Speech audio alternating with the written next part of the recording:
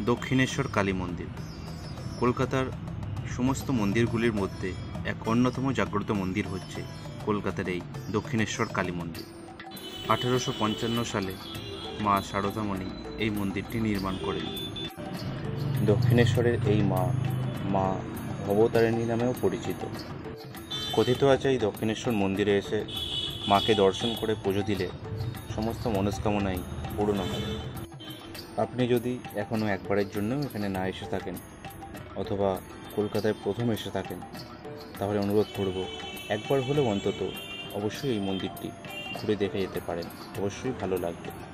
কিভাবে আসবেন এই মন্দিরে, মন্দির খোলার সময়ই বা কখন, আর কোন সময় এলে খুব শান্ত সুস্থভাবে আপনি পুজো দিয়ে যেতে পারবেন, এগুলি সমস্ত কিছু জানার জন্য ভিডিওটি শেষ পর্যন্ত দেখতে থাকুন।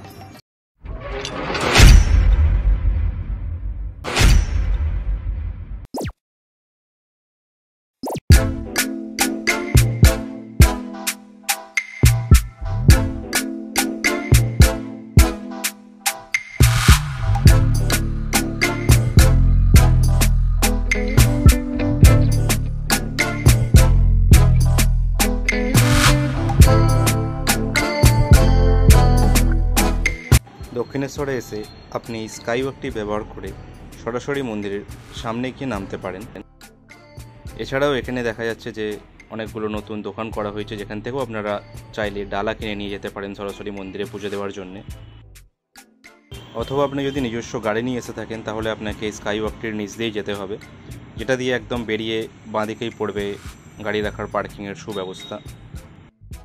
অথবা আপনি চাইলে ওলা উবের বুক করেও আসতে পারেন এখানে। হে হোয়াটসঅ্যাপ বন্ধুরা, তোমরা সবাই কেমন আছো? আশা করছি ভালোই আছো। This is Pintu, welcome to my channel and welcome to brand new blog. So আজকে আমি এসেছি দক্ষিণেশ্বর কালী মন্দিরে। স্কাইওয়াক দিয়ে নামার পরেই এখানে একদম বাঁদিকে এখানে গ্যারেজের সুব্যবস্থা রয়েছে। এখানে 2 চাকা 4 চাকা সমস্ত কিছু রাখা যাবে এখানে। আর গ্যারেজে ঢুকতেই বাঁদিকে সুস্বাদু হিঙের কচুরির দোকানও রয়েছে এখানে, সেখান থেকে তোমরা পুজো দেওয়ার পরেই খেয়ে নিতে পারবে। গাড়ি জমা রাখার সময় এরকম একটা রসিদ দেওয়া হবে। মন্দিরটি খোলার সময় হচ্ছে সকাল 6টা থেকে দুপুর 12:30, আর বিকেলে 3টে থেকে রাত 1:30 পর্যন্ত। আর মন্দিরে ঢোকার আগে এখানে যে কাউন্টারগুলো আছে এখানে সব কিছু জমা দিয়ে যেতে হবে। সব কিছু বলতে মোবাইল, জুতো, আর কোনো লাগেজ থাকলে, আর মহিলাদের যদি কোনো রকম ভ্যানিটি ব্যাগ থাকে, সমস্ত কিছু ওখানে জমা দিয়ে যেতে হবে। যাই জমা রাখা হোক না কেন, সমস্ত কিছুর চার্জই হচ্ছে 3 টাকা করে। অবশ্য তোমরা জুতো ফ্রিতেও রাখতে পারো, যেখান থেকে ডালা নেওয়া হবে আর কি, নেবে আর কি ডালার দোকানগুলো, সেখানে তো ফ্রিতেই ওরা জুতো রাখে আর কি। মন্দিরটা রয়েছে, তো মন্দিরটা থেকে এই সাইডে ডান দিকে ফিরলেই এইখানে সব ডালার দোকান রয়েছে, তো এখান থেকে ডালা নিয়ে খুব মন্দিরে পুজো দেওয়ার জন্য প্রবেশ করতে পারবে। সমস্ত ডালা ওখান থেকে কেনা হয়ে গেল।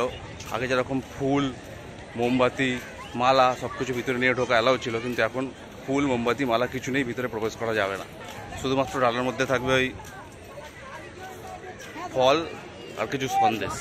তাও আগে যেটা 11 টাকা 21 টাকা দিয়ে শুরু ছিল, সেইগুলোই স্টার্টিংয়ে এখন 100 টাকা থেকে। আর এটি হচ্ছে রানী রাসমণি মন্দির।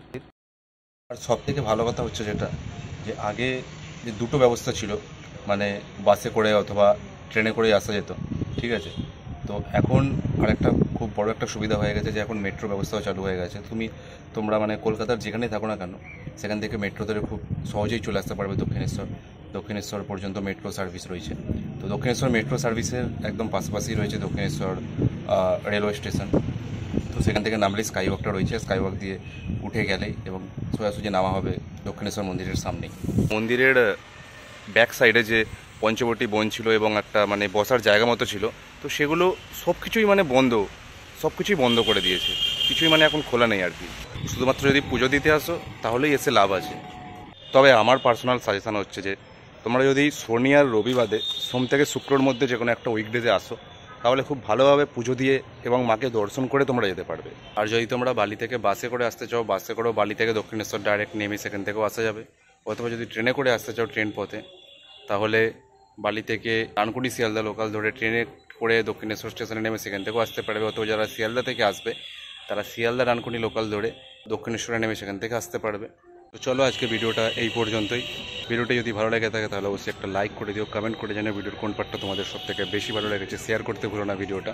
আর হ্যাঁ, চ্যানেলটাকে অবশ্যই সাবস্ক্রাইব করে দিও, আর সাবস্ক্রাইব বাটনের পাশে যে বেল আইকনটা আছে সেটাও প্রেস করতে ভুলো না, যাতে ভবিষ্যতে যখন আমি কোনো ভিডিও আপলোড করবো যাতে সবার আগে তোমার কাছে নোটিফিকেশনটা পৌঁছে যায়। তো দেখা হচ্ছে নেক্সট কোনো ভিডিওতে খুব তাড়াতাড়ি। টিল দেন সুস্থ থেকো, ভালো থেকো, টাটা, বাই বাই।